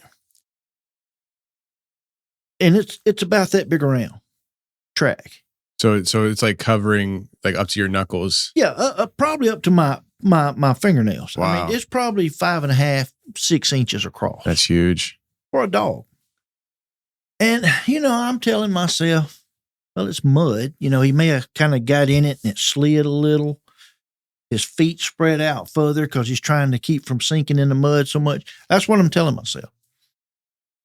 And for a long time, it's all it was. But at that moment, you get that feeling. I mean, it hits you like a brick falling out of the sky. All of a sudden, I know something's watching me. Because this has been less than 6-7 hours since we was down there in the swamp. Something's watching me, and I got that feeling. The hair that I used to have started standing up on the back of my neck. And I just got that sick feeling. One, because I knew it was watching me, and two, because I knew it had me. I'd let my guard down. And I could feel it. It had to be behind me because while I'm sitting there, I'm scanning everything in front of me. I'm scanning left to right. There's nothing there. And I'm trying to work out a plan here to get myself out of this. And about 6 or 7 or 8 feet in front of me is a pine tree. It's about 10 or 12 inches around or across, pretty good sized pine tree. And I think to myself, all right, I'm going to just kind of stand up like nothing's happening, just like I've been doing. But as I stand up, I click the weapon off safe, so I was making other noise to know if it's somebody or whatever. If it's intelligent, it maybe didn't hear me getting ready to fire because it could, trigger it. No pun intended. And I just start walking around casually, nonchalantly again. And I'm really worried because I don't know how close it is behind me, but I walk past that pine tree. And when I get past it, there's an obstacle. I've got something between me and it. So if it gets me, it's got to come through that tree. Let's get closer to the microphone. Oh, I'm sorry. You're fine. You got to get closer. It's got to come closer to that or come through that tree. And what I did is at that time, I used the tree. I turned and I threw up using the tree for a brace, and I'm scanning behind me. Again, nothing. I don't see it. I can feel it. I can feel something there. I don't know how close at this point because it wasn't right behind me like I thought. But it was there, and that feeling did not leave until I got up that hill, got out of there, got in my truck, and got most of the way back to Mom and Dad's house again. Jeez. But going back to the research, when we, and again, at that point, the big dog track left my mind again because I'm not associating that with this, and it may not have nothing to do with it. I don't know. I just remember that being out of place, it seemed like. I mean, yeah. I mean, here in this part of East Tennessee, now you grew up around here. That's right. Derek, do you remember hearing anything about a dogman creature around here? Because it's becoming something that's often discussed now. My family has a lot of strange stories, but I don't remember a Dogman in particular. Okay. You finding the print you found, we found similar prints around here. And the one the world will get to see at some point is part of a documentary that we did. It was down in, well, I don't want to say exactly where it was at, but there was fresh rain and it would go down this like valley and there's this mud track and it was fresh that day. It stepped across it. And I didn't come across and find it. My friend did earlier in the day, knowing we were going to be there. He was kind of scouting the area for us. And he pulled out a skull can to put next to it. And the skull can looked like a quarter next to it, like a $50 piece. It was very large. And we had some interesting things happen that night there. I'll probably get into that here in a few minutes, but I don't want to deter away from your experience because you guys go through that experience, and you mentioned about the guy you were checking in saying it was Lanosa Cheta. Yeah, Nolosa Cheta, or that's what it sounded like. And again, I'm sure I'm not pronouncing it correctly. But I tried looking it up myself. Yeah. And the word Lanosa means woolly in Spanish, which is a nickname for a furry creature. And so I don't know about Cheta because they didn't come up with it, but like the idea that Lanosa, I mean, that's something that like fits a Bigfoot description. You know? Absolutely. Yeah. And so, and prior to this, and you had asked us before we got in front of the microphones that there was not even a belief of anything like that in that area. We thought that if it was a Sasquatch, Nolosa Cheta, Bigfoot, whatever, that's not our neighborhood. That's Washington, Oregon, Northern California. That'd be cool. In fact, I probably said, man, that'd be cool to go up there and try to find it. But I'd be the same way. That's not something you find in, north central Mississippi. Right. And so, and during our encounter, I wasn't thinking Bigfoot. I was thinking something, physical, and then maybe something spiritual, and but I didn't have a preconception of there being something out there that would do that to us to form into a hypothesis or whatnot. Oh, that was probably a X, Y, or Z. No, I didn't. No, we even after we ruled out a human, we still didn't have a box to put it in. Yeah. Because it was just clearly, like Derek said, that don't happen. That's not around here. You know? In our investigations later, we hit the internet. We found some very rudimentary things. I think you even looked up Nolosa Cheta. Yeah. There's also another creature that is in Choctaw legend called a Nolosa Philea. There's also, but it's more of a spiritual type creature and not a physical thing. And maybe Nolosa Cheta's spiritual to them as well. I don't know.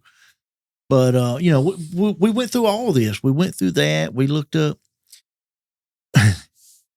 and we started looking at Bigfoot and we're like, and this is by amateurs, we're looking for any type of explanation, or has anyone experienced something like us? Because except for our mom and dad, I mean, I told my mom and dad, and of course my mom and dad are like, so you're not going to go back there again? Nope, we're going back tomorrow night. And we did. We went back several times. Crazy boys. Yeah. We never had another encounter like that, or I didn't when I was down there, and I never got that sick feeling that I had like that night. Yeah. But some of the research that we found was something similar, but and back to the previous conversation was, is a Bigfoot or that box, like you said, is that a convenient explanation, for it because there are some similar things.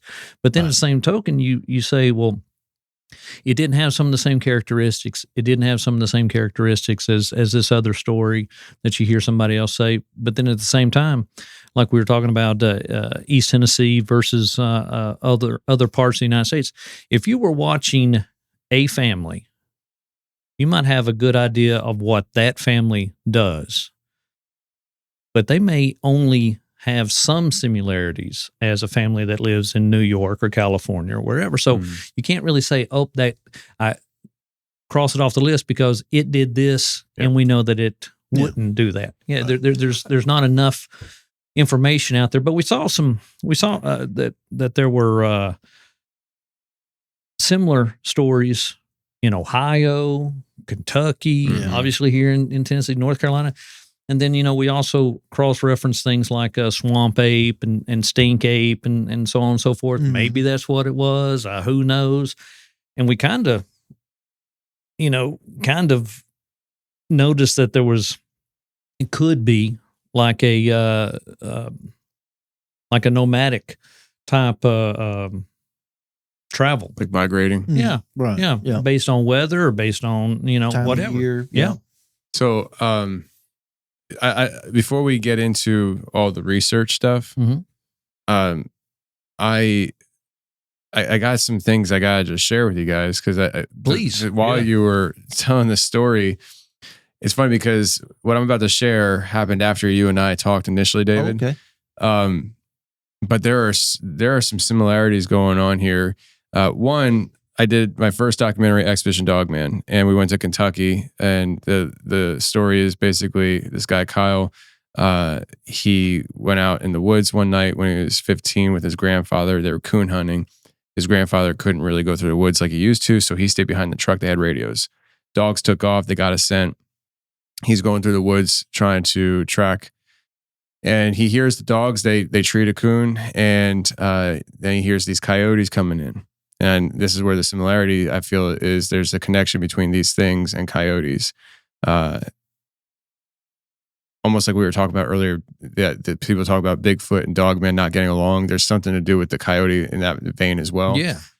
These coyotes come in, and he has his two hunting dogs. One was a younger one being trained by the older one. The older one was a legendary hunting dog in the area. Everybody knew his dog. The coyotes come in one at a time, and he hears the younger dog run off scared, leaving the other one by himself.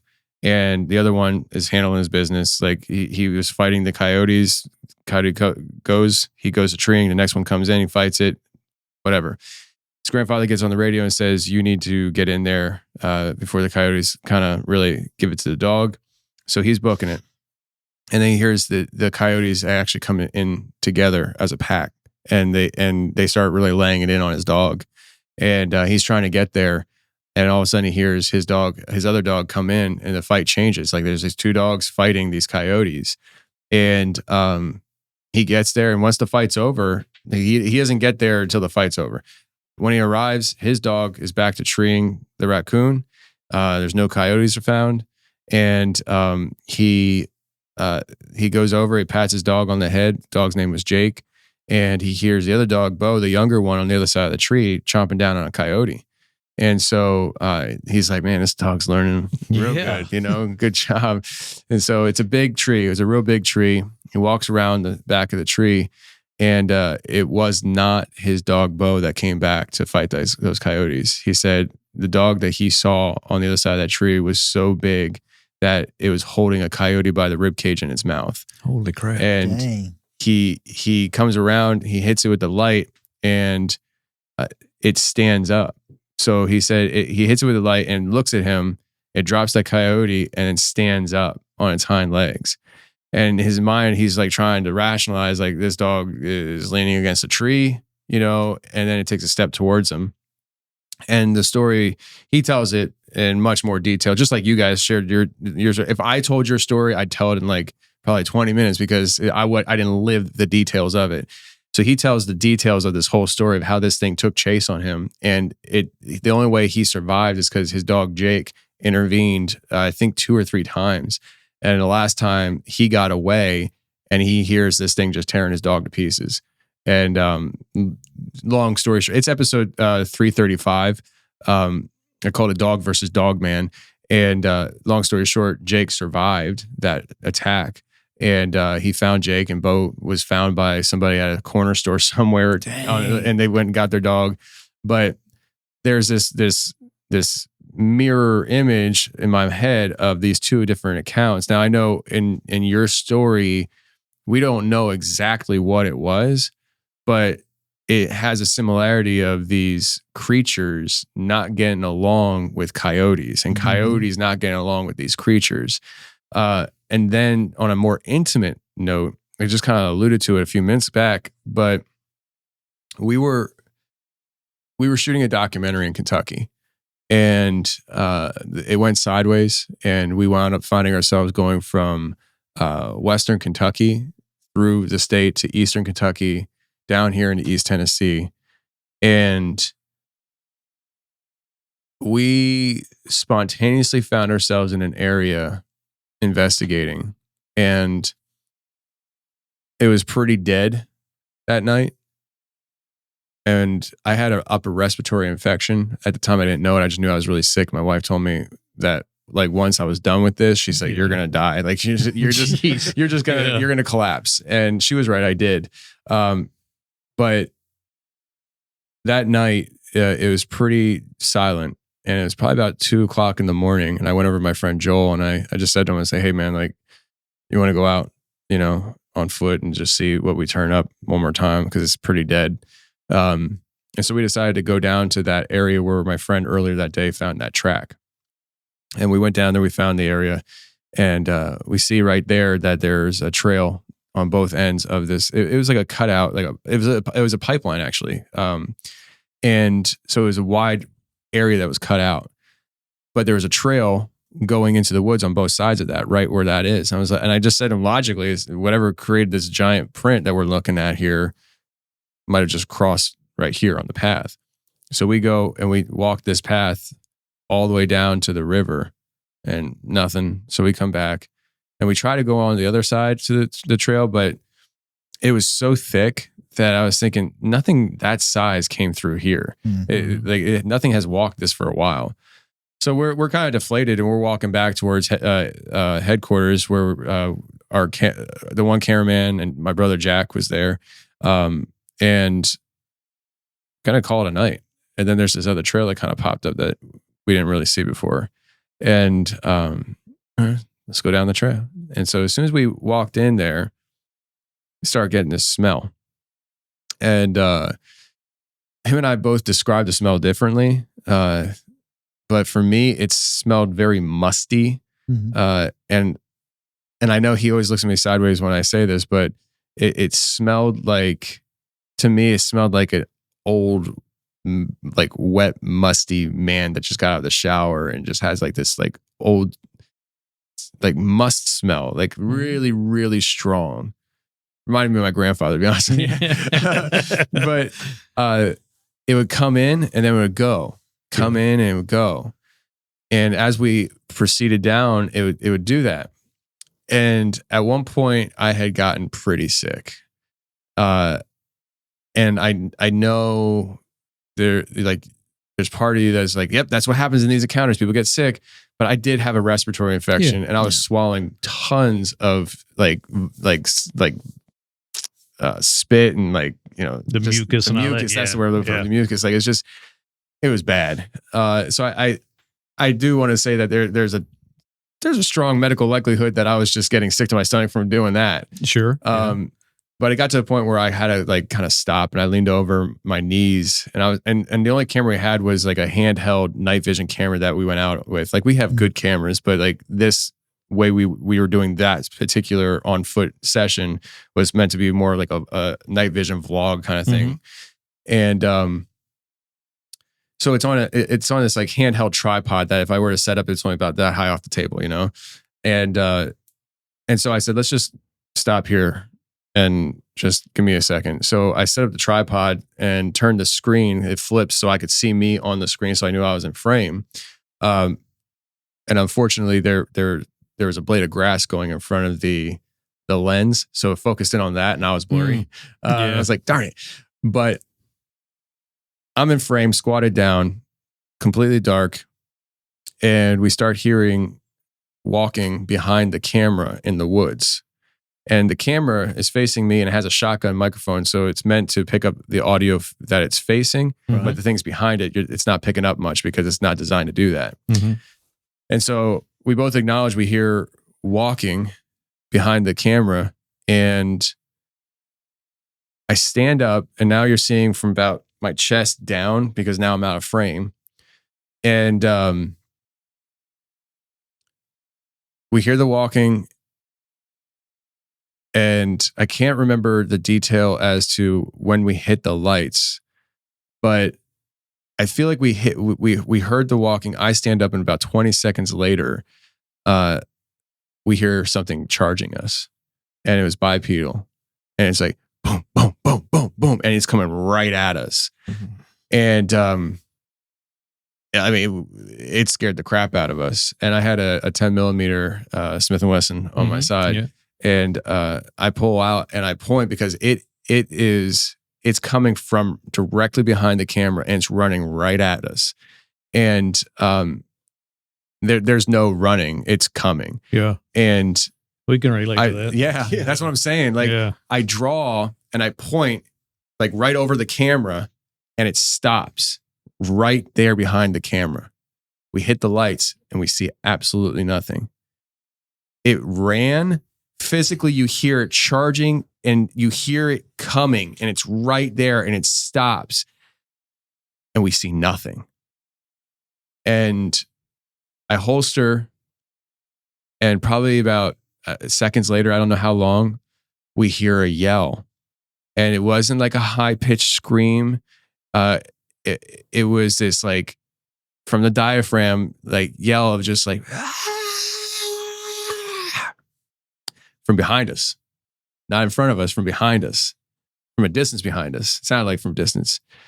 And then after that, some silence. And then all of a sudden, and this is where it kind of gets weird too, in person, it sounded like a bunch of monkeys going off around us. And you even see there's an exchange where base camp radios in thinking we're clowning around. They heard it. Jack heard it. And they thought we were goofing around. And we're like, no, we're not goofing around. And I think you hear, it was Joel is like, there's a bunch of monkeys going off around us. Like, that's what it sounded like. When we review that night, that charge was so loud that the shotgun microphone picked it up. And literally see me draw as a result of this charge coming up to the camera.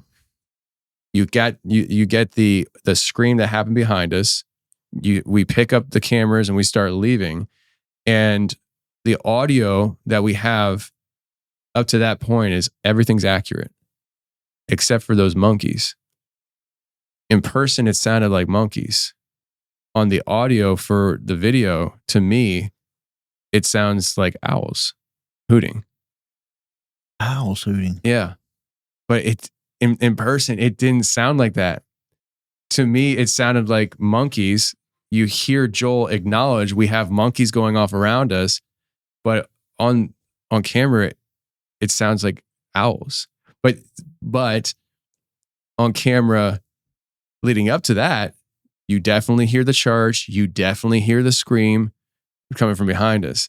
And so you guys are telling this story, and I'm like, this has a lot of similarities to what we experienced probably about 2 years ago locally here. And so with that on the table and what you guys have experienced, like in your gut, forget your research that you've done to this point. At that moment, forget even my story that I shared with you maybe, but like in your gut, what do you think you encountered that night? I mean, you're like, it sounds like whatever you encountered is some kind of supernatural creature. And the way I would describe it, something that's translucent, that's invisible, but yet physically there at the same time. I mean, it sounds like the Predator almost. We've talked about that over the phone. What do we think? And sometimes we end up going, well, maybe it wasn't that after all, because I'm not convinced that it was a Bigfoot. I think Bigfoot idea is cool, and I've got a couple of T-shirts and hats and whatnot, and I love the thought of there being something like that out there, but I don't think that, based on not being able to see it and the no evidence afterwards, I tend to think there was something spiritual. Mm. What do you I agree. think? I agree. There is absolutely no reason why we should not been able to pick up a visual on that. I mean, bright moon. We could see each other fine. Yeah. We negotiated that cut over ourselves without a flashlight. It was bright. Plus, I had the Starlight. You could hear it coming. You knew exactly where it was by the sound. Nothing. Never got anything through the. And some people say, well, what you can see with your naked eye don't pick up on a video, maybe because of the electronics and stuff. Either or, we couldn't see it with our eyes. We couldn't see it with the Starlight. We should have been able to see it. Yeah. You talked about the difference in the sound versus what you remember hearing and what was picked up on the audio. And, I give a lot of thought to what we encountered a lot. And sometimes I lean towards, well, fear will make you see things. Fear will make you hear things, especially when you try to put it all together. The human mind is great at filling in the blanks with what we already know to be factual. And so, that was an owl, or that was a, whatever. But then also, based on both my inner faith and then other things that I hear on podcasts and whatnot about how, if something was supernatural, if something was spiritual, then why is it far-fetched to think that it can't personalize what you perceive? We know that we have personal feelings with and personal relationships with the God of our choice or the God of our understanding. And if something is on the other side of the aisle, so to speak, of that demonic or what have you, can it not play to those same symptoms? Can it not have you see something or hear something, and even though David is experiencing it in real time with you, he might see or hear something differently because it brings about a different connection or a different response or a different to attack. Yeah, absolutely. Yeah. So I mean, it would be fantastic if I could say, oh, this was an alien and this is something from outer space, and therefore it's able to do things that I can't explain because that technology, we don't have anything to base it on. That, to me, that seems like a convenient explanation. Yeah. Kind of like, there's those people, wink, wink, that say, oh, it's government. Oh, it's the government. Well, when you put it under the term of something, then that has the ability to do anything unexplainable to explain what you experienced. But I don't think it was. I mean, personally, I don't think it was from outer space. I think it was. No. I think it was something spiritual, and if spiritual means another realm, then I think it has the ability to both make physical contact with things in the physical world, like breaking the limbs and throwing the limbs. Other than a primate, like you said, it sounded like monkeys. I can't think of an animal that has the strength to break limbs and then also the dexterity to throw things like we had. Is it that we can't mimic the sounds because what we heard was something that's not familiar, and therefore we can't mimic something that we haven't had enough exposure to remember the sound, and or is it something that has the ability to affect something like electronics, digital, technical? Yeah. Mhm. Because we know that those things operate at a different frequency than humans do. And so, I mean, if it has the ability to be invisible or not want to be seen but can still physically touch something, it could do anything, I agree. really. Didn't you, correct me if I'm wrong, but when you were talking to the kid at the CDU where you were, Mm-hmm. when he called Lucichit the big hairy black man, Mm-hmm. black was not a description of color. It was a description of you can't see it unless it Yeah. wants to be Yeah. seen. Interesting. At first, I thought he meant because, it's dark, and then I'm thinking, like a Sasquatch thing. Yeah. But it may be because it was, late at night and you can't see it. It's, pitch black or the abyss, Yeah. Wow. People will talk about, you brought up aliens and stuff, and I'm not saying what you guys experienced in Alien. Definitely, you say spiritual. I'm in the same line of thinking.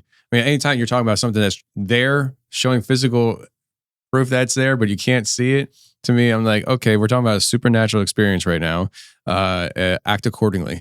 Mhm. So there are people who will have alien experiences, and they'll go through it together. Like, say you two had an experience where you're in your pickup truck, you're driving down the road, and there's an alien standing in the middle of the road looking at you. And you, Derek, recalling the next day to your family members, you're all together talking about it. You're like, there was this gray or green, skinny looking alien, big eyes, no nose, little mouth, classic depiction. And at the same time, David is telling a story, and he's like, yeah, we were driving down the road. This thing was standing in the middle of the road. It was this giant owl just standing in the middle of the road. Yeah. And it's just like, that is something that happens a lot, where people will have a supernatural experience and they walk away with a very different description. And that can even go to like perspectives. Now, I don't think that it's all about the perspective in some of these cases, Mhm. but when it comes to like your classic haunting type experience that people would have, I mean, if it really does depend on what the person's worldview is going into that experience, on how they describe that experience. Mhm. So like if a priest and an atheist go into the same room that's known to be haunted and they experience something together, they will describe it very differently. Absolutely. Because one, Right. Yep. you know what I'm saying? So I feel like there's a lot of different mental gymnastics to go through when people go through experiences, especially together. What I find very interesting, I don't want to say cool, but it's kind of cool. It is cool. It's cool Yeah. that you guys are able to share the experience together and have the same story and recall, which isn't always the case. Sometimes people go through dramatic experiences and they're like, no, that's not how it went down. In fact, I'm pretty sure the story I just shared with you, there's details that me and Joel don't have squared up as the same experience. Mhm. Thankfully, we have it on camera.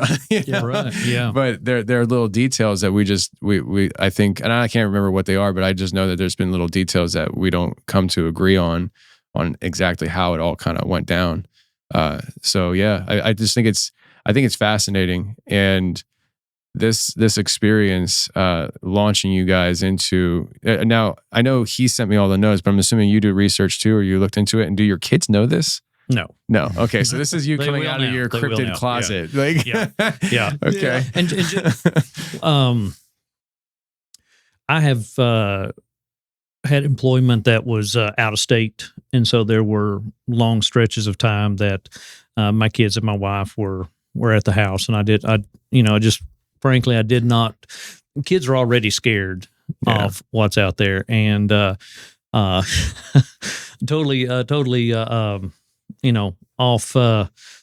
off topic. But my son, my oldest son, has a great imagination. And one time we watched The Lion King, when he was little. And so he calls me up one night and, or she allows him to call, and I said, "What's wrong, son?" Because he's crying. He's got the voice, and I said, "What's wrong, son?" And he goes, "Hyenas." And I'm like, okay, he's watched Lion King again. And they're pretty terrifying to a little guy. And I said, "Son, hyenas, they don't live in at the time we were living in Georgia." So I said, Coyote, hyenas aren't in Georgia. Don't worry about those. They're not going to get you. But he couldn't get it out of his head, right? Mm-hmm. So so the next so when I came home that weekend, we went to Home Depot, and on my honey-do list was get some ant killer, for the fire ants in the yard. And so I had already printed off a picture of a hyena and with the circle and the line through it, and I put it on contact paper. So I went up and I grabbed a big jug of fire ant killer, but I put that sticker on the front of a Coyote, and I turned it where he could see it. And as I walked back up to him, because he's playing on the lawnmowers, right? All of them look like race cars to a little guy, and I walked by and he's like, "Well, what's that, Daddy?" And I said, "Oh, we'll sprinkle this in the yard, make sure that no hyenas get in the yard," right? So he was pretty happy about that, right? That I was going to sprinkle in the yard and keep the hyenas away. He calls me back in a couple of days. I'm back off at work, and I said, "What's wrong, son? You were with me when we sprinkled the hyena killer out there. You know that they can't come through the yard." And he goes, "What about hyenas with jetpacks?" And I said, "God dang, I got nothing for that. I got nothing for that." But what I'm saying is, I'll get a missile system. Yeah, exactly. If my kid could come up with that to still be afraid of hyenas, there's no way I'm going to say, "Yeah, hyenas, they're not here." But let me tell you what is here. There is something that you can't see that almost got your daddy and his best friend, and we were armed. You can't recover from that. No. And so I tried to shelter. How old are your kids now? The oldest one's 19.